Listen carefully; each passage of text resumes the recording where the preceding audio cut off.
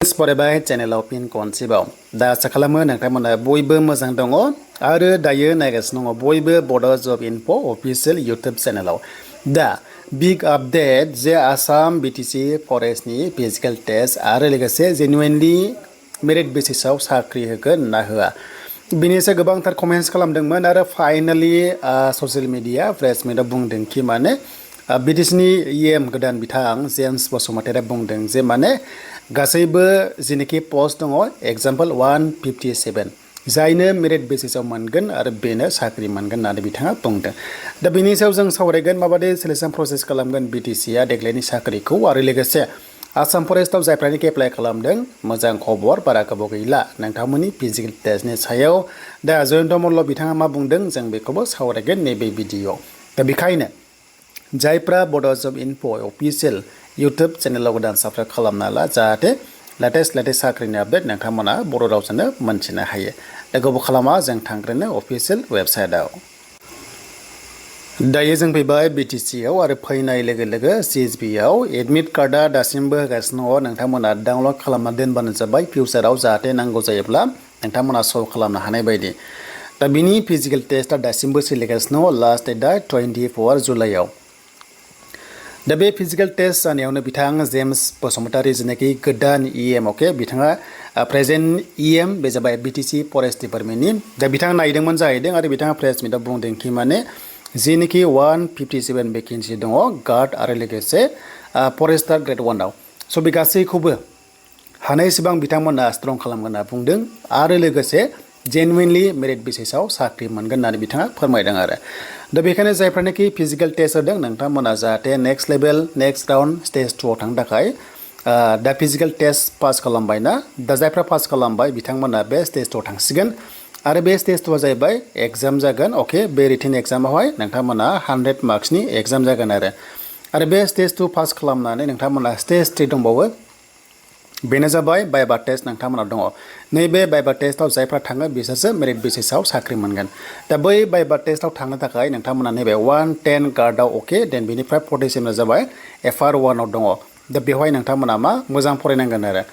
दा CSB चेयारमेना दाख्लैनो फोसावखाबाय 1:3 लांगोन होननानै बाइबा टेस्टनि थाखाय बाथ्रा जाबाय मोनसे पस्टआव नैबे साथामखौ लेंहरगोन आरो फिजिकल टेस्टआव जेनोखि पास जाबाय बिथांमोनखौहाय जायफ्रानोखि माने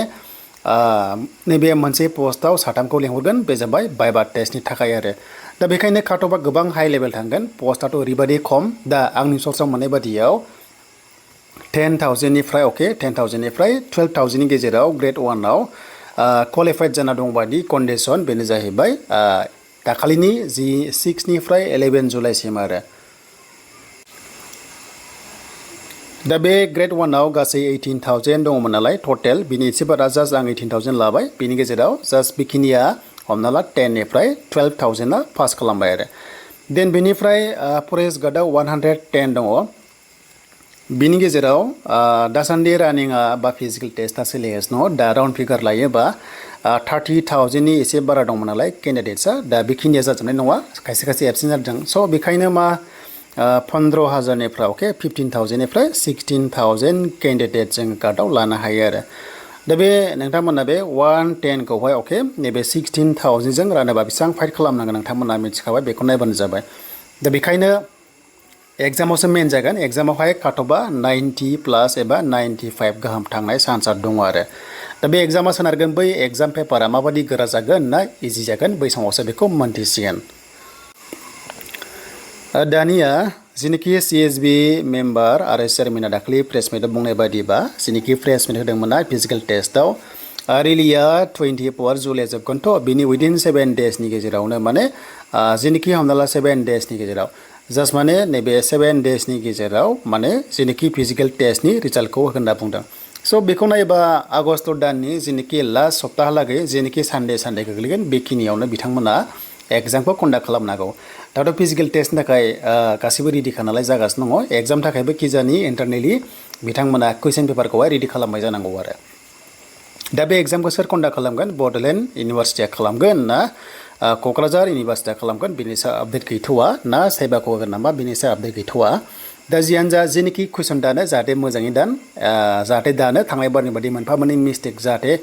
दाजा जाहाथे मोजां दानो आरो लोगोसे रिजाल्टआ जाहाथे मेरिट बेसिसाव ट्रान्सपारेन्ट जाना फैयो थ' बेखौ जों बयबो आसा खालामदों बिटिसि इउथ्सआ दानिया जों थांसै आसामनि सायाव दा जों फैबा आसामनि सायाव दा आसामनि फिजिकेल टेस्टखौ सोर लागोन बेखौ लागोन SLPRBआ एबा आसाम पुलिसा बेखौ लानाय जायो नाथाय आसामनि फरेस्टनि फिजिकेल टेस्ट आरो एग्जामा माबायदि कन्डिसन आं बेखौ नोंथांमोननो खोन्थालांगासै जाहाथे जायनोखि नेक्स्ट लेभेलाव होगोन पस्टआ खमनाय अके आसामनिखौ नायोबा आसाम हिसाबै लायोबा पस्टआ गोबां खम दा जों साननांगौ आसामा बारा होननानै नङा आसामाव गोबांथार जिल्ला दं नालाय गासै 35 जिल्ला दं अके बेनि थाखायनो बे पस्टआ गोबां खम बेखौ नायोबा नोंथांमोना AFPF कनस्टेबल दङ ना बेनो जाहैबाय only 405 दङ नै अके देन बेनिफ्राय फरेस्ट कनस्टेबल जेनाखि गोबांथार दङ जों फरेस्ट गार्ड होनना मिथिगौ दा बेखौ नायबा फरेस्ट गार्डआ जाहैबाय 504 भेकेन्सि बेनिफ्राय ग्रेड 1 ला only 211 बेखौ नायदो नै होमबा ओरैबादि पस्टआ खम बेखौ जों आसाम हिसाबै बुरजा मोननांगौ नाथाय पस्टआ गोबां खम बेयो दा BTCआ 157 जथेस्थ थांनाय बारावथ' 414 गोबां हिउज भेकेन्सिमोन जोंनि काउन्सिलनि थाखाय आरो दानिया आसामनि फरेस्टआव जायफ्रानोखि फिजिकेल टेस्ट बा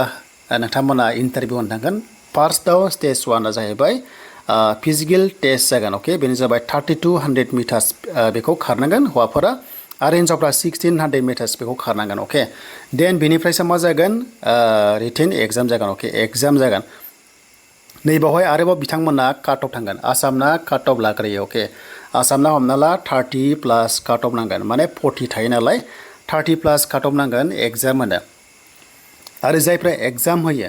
एग्जाम पास जानानै आरोबाव हमना ला एग्जाम पास जाबाथाय आरोबाव 26 बेनिफ्राय 16 km खौ एबारसो थाबायनो मोनगोन अके आरो बे थाबायखांनासो आरोबाव लास्टआव भाइभा जागोन आसामना प्रसेसा एसे बारा दा बेखौ जों बुजिबाय नेक्स्ट लेभेलाव A to Z बिनि सायाव डिटेल्सखौ लाबोगोन आरो बे फिजिकेल टेस्टआ माब्ला जाथावगोन होनोबा अक्ट'बर आरो बे नभेम्बराव बे फिजिकेल टेस्टआ आसाम पुलिसा जानाय चान्सआ दङ मानोना आसाम पुलिसा बेखौ लाग्रोगोन नालाय नाथाय आसाम फरेस्टनि सिगां आसाम पुलिसनि फिजिकेल टेस्टआ जाग्रोनाय चान्सआ थायो आरो